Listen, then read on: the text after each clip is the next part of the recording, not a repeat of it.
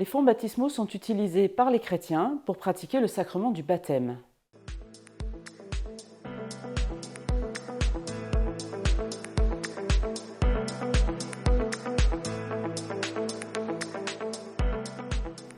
Dans les premiers temps chrétiens, le baptême se pratiquait par immersion dans un bassin creusé dans le sol. Le catéchumène était partiellement ou totalement plongé dans l'eau.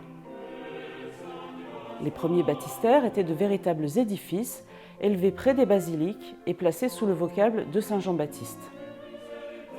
À partir du 8e siècle, l'administration du baptême ne sera plus le privilège de l'évêque. Les baptistères seront transférés dans les églises vers le 11e siècle.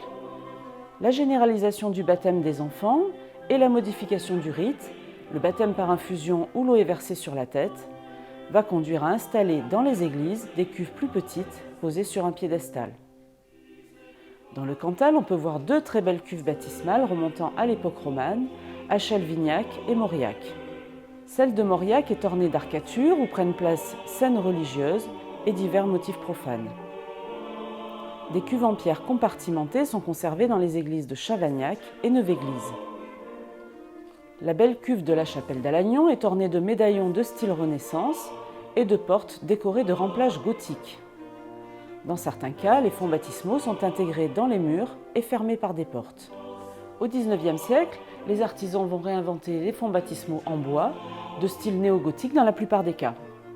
Nombre d'entre eux sont équipés d'une cuve en bois sur pied et d'une porte et décorés de la scène du baptême du Christ par saint Jean-Baptiste, revenant ainsi à l'acte fondateur de ce sacrement.